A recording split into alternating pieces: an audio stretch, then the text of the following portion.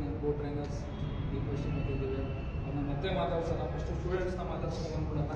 ಸ್ಟೂಡೆಂಟ್ಸ್ನ ಮಾತಾಡ್ಸೋಕ್ಕೆ ಮುಂಚೆ ಅಗೇನ್ಸ್ಟ್ ಇವತ್ತು ಏನು ವರ್ಕ್ ಮಾಡಿದ್ದಾರೆ ಹಾಗೆ ನೀವು ಕಮೆಂಟ್ ಮಾಡಿ ಯಾವ ಥರ ಇದೆ ವರ್ಕ್, ಏನಾದ್ರು ಕರೆಕ್ಷನ್ಸ್ ಬೇಕಾ ಅಂತೇಳಿ ನೀವು ಕಮೆಂಟ್ ಮಾಡಿ. ಸೊ ಜಾಸ್ತಿ ಟೈಮ್ ವೇಸ್ಟ್ ಮಾಡ್ದಲ್ಲ ಡೈರೆಕ್ಟ್ ನಾವು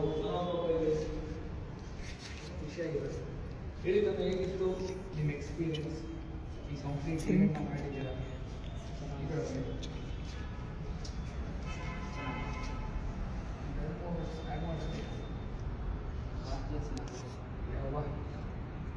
ಮಾತು ತುಂಬ ಕಡಿಮೆ ಆಡ್ತಾರೆ. ತನು ಥರ ಇವಾಗ ಉದಯ ಮಾಡಲ್ಲ, ಉದಯದಿಂದ 2-3 ವರ್ಷದಲ್ಲೇ ಇರ್ತಾರೆ. ಹೇಳಿ ಉದಯ ಹೇಗಿತ್ತು ನಿಮ್ದಿನ, ಮತ್ತೆ ಹೇಗಿತ್ತು ಈ ಎಕ್ಸ್ಪೀರಿಯನ್ಸ್? ಸರ್ ಒಳ್ಳೆ ಎಕ್ಸ್ಪೀರಿಯನ್ಸ್ ಸರ್ ಇದು. ನಾನು ಬೇರೆ ಇವೆಂಟ್ಸ್ ಎಲ್ಲ ನೋಡೋದು ಈಸಿ ಐತೆ ಅಂತ ಅಂದ್ಕೊಂಡಿದ್ದೆ. ಕೆಲವರು ಮೀನ್ಸ್ ಯಾವ ಥರ ಮಾಡ್ತಾರೆ ಅಂತ ಗೊತ್ತಾಗಿದೆ. ನಾವು ಎಕ್ಸ್ಪೀರಿಯನ್ಸ್ ಮಾಡಿದಾಗ ಗೊತ್ತಾಯ್ತು ಈ ಥರ ಕಷ್ಟ ಇದೆ. ಬೆಳಗ್ಗೆಯಿಂದ ಇಲ್ಲಿವರೆಗೂ ಮಾಡಿ ಈ ಥರ ಫಿನಿಶಿಂಗ್ ಬಂದಿದೆ ಸರ್. ತಾಳ್ಮೆಯಿಂದ ಮಾಡಬೇಕು. ಕ್ಲೈಂಟ್ ಅವಸರ ಮಾಡಿದ್ರೆ ಸರಿ ಬರಲ್ಲ ಅಂತ ಗೊತ್ತಾಯಿತು. ಭಾಳ ಕಷ್ಟ ಸರ್ ಮಾಡೋದು. ಮಾಡಿದ್ರೆ ಇಷ್ಟಪಟ್ಟು ಮಾಡಿದರೆ ಈ ಥರ ಬರುತ್ತೆ ಅಂತ ಖುಷಿಯಾಗಿದೆ ಮಾಡೋದ್ಮೇಲೆ. ಔಟ್ಲುಕ್ ನೋಡಿದ್ರೆ ಗೊತ್ತಾಗ್ತಿದೆ ಸಮಸ್ಯೆ. ಫುಲ್ ಖುಷಿ ಆಗ್ತಿದೆ. Okay, super. ಆ್ಯಕ್ಚುಲಿ ತನು ಯಾಕೆ ಕಡಿಮೆ ಮಾತಾಡೋದು ಅಂತಂದರೆ ತನು ಮಧ್ಯಾಹ್ನದ ಮೇಲೆ ಬಂದು ಅದಕ್ಕೋಸ್ಕರ ಕಡಿಮೆ ಮಾತಾಡೋದು. ಓಕೆ, ಹೇಳಿ ಪ್ರಸನ್ನ, ಹೇಳಿ ಹೇಗಿತ್ತು ನಿಮ್ಮ ಇವತ್ತಿನ ದಿನ ಮತ್ತು ಇವತ್ತಿನ ಎಕ್ಸ್ಪೀರಿಯನ್ಸ್? ಒಳ್ಳೆ ಔಟ್ಪುಟ್ ಕೊಟ್ಟಿದ್ದೀರಾ? ತುಂಬ ಚೆನ್ನಾಗಿತ್ತು. ಗೊತ್ತಿಲ್ಲ ಇತ್ತು ಬನಾನ ಲೀವ್ಸ್ದು ಇದು ನೋಡಿದ್ದೆ, ಬಟ್ ಈ ಥರನೇ ಮಾಡೋದಂತ ಗೊತ್ತಿರಲಿಲ್ಲ.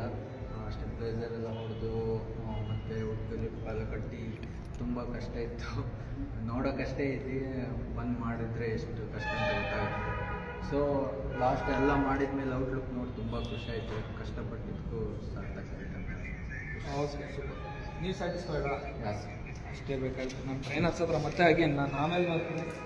ಸ್ವಪ್ನ ಹೇಳಿ ಅಗೇನ್ ದಿ ಸೇಮ್ ಕ್ವಶನ್, ಹೇಗಿತ್ತು ನಿಮ್ಮ ಇವತ್ತಿನ ದಿನ, ನಿಮ್ಮ ಎಕ್ಸ್ಪೀರಿಯನ್ಸ್ ಶೇರ್ ಮಾಡಿ. ಮತ್ತು ಇಷ್ಟು ಒಳ್ಳೆ ಔಟ್ಪುಟ್ ಕೊಟ್ಟಿದ್ದೀರಾ, ಎಷ್ಟು ಖುಷಿಯಾಗಿದ್ದೀರಾ? ತುಂಬ ಚೆನ್ನಾಗಿತ್ತು ಸರ್ ಎಕ್ಸ್ಪೀರಿಯೆನ್ಸ್. ಆಮೇಲೆ ಅದನ್ನೆಲ್ಲ ಸೆಟಪ್ ಮಾಡೋದು ತುಂಬ ಚೆನ್ನಾಗಿತ್ತು. ಪ್ರತಿಯೊಂದು ನೀವು ಹೇಳ್ಕೊಟ್ಟಿರೋ ಹಾಗೆ ಅದು ಫಿನಿಶಿಂಗು ಕರೆಕ್ಟಾಗಿ ಬಂದಿದೆ. ಟೈಮ್ ತೊಗೊಳ್ತು ಫಸ್ಟ್ ಟೈಮ್ ಮಾಡಿರೋದ್ರಿಂದ. ಹಾರ್ಡ್ ಇದೆ ಅಂತ ನೋಡೋಕ್ಕೆ ಈಸಿ ಅನಿಸುತ್ತೆ, ಬಟ್ ಮಾಡ್ತಾ ಮಾಡ್ತಾ ತುಂಬ ಹಾರ್ಡ್ ಅನ್ನಿಸ್ತು. ತುಂಬಾ ಟೈಮ್ ತೊಗೋತು ಅನಿಸುತ್ತೆ. ಅದನ್ನೆಲ್ಲ ಸೆಟಪ್ ಮಾಡೋದಾಗಲಿ, ಅದು 1 by 1 ಕೊಡಿಸಿ ಅದನ್ನೆಲ್ಲ ಅಟ್ಯಾಚ್ ಮಾಡೋದಾಗಲಿ ಸ್ವಲ್ಪ ಹಾರ್ಡೇ ಅನ್ನಿಸ್ತಾ ಇದೆ. ನೋಡೋಕ್ಕೆ ಲುಕ್ಕು ಸಿಂಪಲ್ ನೋಡೋರಿಗೆ ಇಷ್ಟೇನಾ ಅಂತ ಅನ್ನಿಸ್ಬೋದು, ಬಟ್ ಮಾಡ್ತಾ ಮಾಡ್ತಾ ಟೈಮ್ ತೊಗೊಳುತ್ತೆ ಅಂತ ಅನ್ನಿಸ್ತು. ಬಟ್ ಫಿನಿಶಿಂಗ್ ಲುಕ್ ನೋಡಿದ್ರೆ ತುಂಬ ಖುಷಿ ಆಯಿತು ಸರ್. ಇಷ್ಟು ಬರುತ್ತೆ ಅಂತ ಅಂದ್ಕೊಂಡಿರಲಿಲ್ಲ, ಬಟ್ ಫಿನಿಶಿಂಗ್ ಲುಕ್ ನೋಡಿದ್ರೆ ಖುಷಿ ಆಗ್ತದೆ. ಖುಷಿಯಾಗಿದ್ದಾರೆ? ಹಾಂ. So super. Yes Ranjita ma'am, again same question ಹೇಳಿ. ಸೇಮ್ ಆನ್ಸರ್ ಅಂದರೆ ಸರ್, ಓಕೆ ಸರ್. ಸರ್ ಇವತ್ತಿನ ದಿನ ತುಂಬ ಚೆನ್ನಾಗಿತ್ತು. ಯಾಕೆ ಅಂತ ಹೇಳಿದ್ರೆ ಇದು ಫ್ಲವರ್ ಡೆಕೋರೇಷನ್ ಅನ್ನೋದು ನಮಗೆ ಈವೆಂಟ್ ಫೀಲ್ಡಲ್ಲಿ ಒಂದು ಪಾರ್ಟ್ ಅಂತ ಹೇಳೋದು ಇಷ್ಟಪಡ್ತೀನಿ. ಯಾಕೆಂದರೆ ನಾನು ಫಸ್ಟ್ ಈವೆಂಟ್ ಮ್ಯಾನೇಜ್ಮೆಂಟಿಗೆ ಕೋರ್ಸಿಗೆ ನಾನು ಜಾಯ್ನ್ ಆದಾಗ ಫ್ಲವರ್ ಅಂದರೆ ಈಸಿ ತಾನೇ, ಜಸ್ಟ್ ಎಲ್ಲ ಪೆಟಲ್ಸ್ನ ತೊಗೊಳೋದು, ಜಸ್ಟ್ ಒಂದು ರಂಗೋಲಿ ಥರ ಹಾಕೋದಷ್ಟು ಅಂತ ತಿಳ್ಕೊಂಡಿದ್ದೆ. ಇದನ್ನು ಇದೇ ಒಂದು ನೀಟಾಗಿ ಒಂದು ವರ್ಕ್ ಫಿನಿಶ್ ಆಗಬೇಕಂದ್ರೆ ಎಷ್ಟು ತನಕ ಟೈಮ್ ತೊಗೊಳುತ್ತೆ ಮತ್ತು ಎಷ್ಟು ಪೇಷನ್ಸ್ ಇರಬೇಕು, ನೀಟಾಗಿ ಅದನ್ನು ವರ್ಕ್ ಫುಲ್ಫಿಲ್ ಆಗ್ತಿಲ್ಲ ಅಂದರೆ ತುಂಬ ಮಾಡಿದೆ ಸರ್. ಮತ್ತು ಫುಲ್ ಡೇ ಇವತ್ತು ನಾವು ಬನಾನಾ ಲೀಫ್ನ ಅದನ್ನು ಪಿನ್ ಮಾಡಲಿಕ್ಕೆ ಎಷ್ಟು ತನಕ ನಾವು ಅದು ವುಡನ್ ಸ್ಟಾಪ್ಲರ್ ಯೂಸ್ ಮಾಡಿದ್ದೀವಿ, ಅದನ್ನು ಎಷ್ಟು ಸಲ ಅದನ್ನು ಪ್ರೆಸ್ ಮಾಡಿದ್ದೀವಿ, ಅದೆಲ್ಲ ಇವತ್ತು ಗೊತ್ತಾಗ್ತಿದೆ ಸರ್. ಅದು ಅಂದರೆ ತುಂಬ ಹಾರ್ಡ್ ವರ್ಕ್ ಮಾಡಿದ್ದೀವಿ, ಬಟ್ ಎಷ್ಟು ಚೆನ್ನಾಗಿ ಬಂದಿದೆಯಲ್ಲ ಔಟ್ಪುಟ್ ಅಂತ ಖುಷಿ ಆಯಿತು. ಹೌದು ಸರ್, ಅದು ಒಂದು. ಮತ್ತು ನಾವೀಗ ಫಸ್ಟ್ ಟೈಮ್ ಮಾಡಿರೋದ್ರಿಂದ ಏನಾದರೂ ಮಿಸ್ಟೇಕ್ಸ್ ಇದ್ದರೆ ನೆಕ್ಸ್ಟ್ ಟೈಮ್ ಕರೆಕ್ಷನ್ ಮಾಡ್ಕೊತೀವಿ ಸರ್. ಬಟ್ ಇವತ್ತು ಮಾಡಿ ಮಿಸ್ಟೇಕ್ಸ್ ಇದ್ದರೆ ಖಂಡಿತ ಹೇಳಿ, ಯಾರಾದರೂ ಆಗಲಿ ಹೇಳಿ, ನಾವು ಅದನ್ನು ಡೆಫಿನೆಟ್ಲಿ ನೆಕ್ಸ್ಟ್ ಟೈಮ್ ನಾವು ಕರೆಕ್ಷನ್ ಮಾಡ್ಕೊತೀವಿ. ಆಲ್ ಓವರ್ ಟೀಮ್ ವರ್ಕ್ ಮಾಡಿದ್ದೀವಿ ಸರ್. ಎಲ್ಲರೂ ತುಂಬ ಎಫರ್ಟ್ ಮಾಡಿದ್ದಾರೆ. ಯಾರು ಕೂಡ ಒಬ್ಬೊಬ್ಬರೇ ಮಾಡೋದಾಗಲಿ ಒಬ್ಬರು ತಿಳ್ಕೊಳ್ಳೋದಾಗಲಿ ಮಾಡಿಲ್ಲ. ಎಲ್ಲರೂ ಟೀಮ್ ವರ್ಕ್ ಮಾಡಿದ್ದೀವಿ. ಮತ್ತು ಟ್ರೈನರ್ಸ್ ಆಗಿರ್ಬೋದು, ನಮ್ಮ ಸರ್ ಮೇಡಮ್ಸ್ ಎಲ್ಲರೂ ತುಂಬ ಸಪೋರ್ಟಿವ್ ಆಗಿ ನಮ್ಗೆ ಹೇಳ್ಕೊಟ್ಟಿದ್ದಾರೆ. ಇವತ್ತು ತುಂಬ ನೀಟಾಗಿ ವರ್ಕ್ ಫುಲ್ಫಿಲ್ ಅಂದರೆ ನಮಗೆ ಸ್ಯಾಟಿಸ್ಫ್ಯಾಕ್ಷನ್ ಆಗಿದೆ ಸರ್. ಮತ್ತು ಔಟ್ಪುಟ್ ನೋಡ್ತಿರ್ಬೋದು ಎಷ್ಟು ನೀಟಾಗಿ ಬಂದಿದೆ ಅಂತ.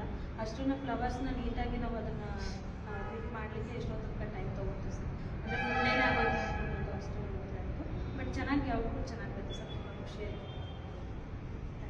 ಸಿ ಇವತ್ತು ಫುಲ್ ಡೇ ಆಗಿದೆ ಅಂತಾದರೆ ಅವ್ರು ಈಗ ಎಕ್ಸ್ಪೀರಿಯನ್ಸ್ ಮಾಡ್ಕೊತಿದ್ದಾರೆ. ಸೊ ಹಾಗಾಗಿ ಫುಲ್ ಡೇ ಆಗಿದೆ. ಒನ್ಸ್ ಎಕ್ಸ್ಪೀರಿಯನ್ಸ್ಡ್ ಆಯ್ತು ಅಂತ ಆದರೆ ನಿಮಗೆ ಮ್ಯಾಕ್ಸಿಮಮ್ ಒಂದು 3 hours ಅಷ್ಟು ಬೇಕು. ಮತ್ತು ಸುಳ್ಳೆಲ್ಲ ಹೇಳಲ್ಲ, 1 or 2 hours ಮ್ಯಾಕ್ಸಿಮಮ್. ನಿಮಗೊಂದು 3 hours ಬೇಕೇ ಬೇಕು.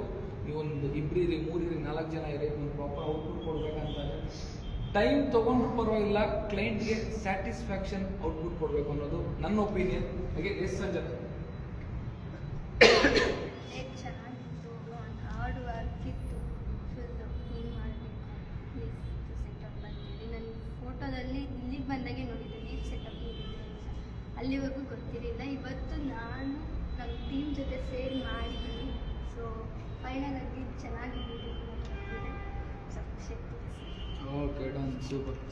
ಇನ್ನು ಇಬ್ರಿಗಷ್ಟೇ ಕ್ವಶನ್ಸ್ ಕೇಳಬೇಕು. ಅವ್ರ ಎಕ್ಸ್ಪೀರಿಯನ್ಸ್ ಕೇಳೋದು ಬೇಡ, ಅವ್ರ ಎಕ್ಸ್ಪೀರಿಯನ್ಸ್ ಯಾವಾಗಲೂ ಸೂಪರ್ ಆಗೇ ಇರುತ್ತೆ. 2 ಕ್ವಶನ್ ಇದೆ ನನ್ನ ಹತ್ರ, ಇಬ್ರಿಗೂ ಒಂದೊಂದು ಕ್ವಶನ್ ಕೇಳ್ತೀನಿ. ಅಗೇನ್ ನಮ್ಮ ಸ್ಟೂಡೆಂಟ್ಸ್ ಬಾಯಿಂದನೇ ಬಂದಿರೋಂಥ ಕ್ವಶನ್ಸ್ ಆ್ಯಂಡ್ ಒಪಿನಿಯನ್ಸ್.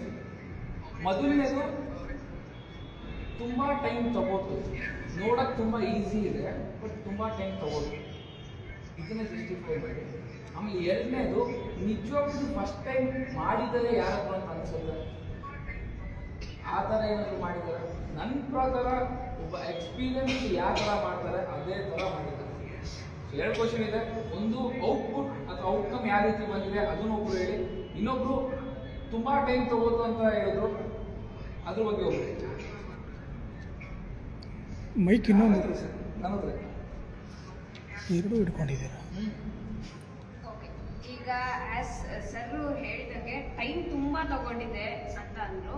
ಖಂಡಿತ ಟೈಮ್ ತುಂಬ ತಗೊಂಡಿದ್ದಾರೆ, ಯಾಕಂದರೆ ಅವ್ರು ಫಸ್ಟ್ ಟೈಮ್ ಮಾಡ್ತಾ ಇದ್ದಾರೆ.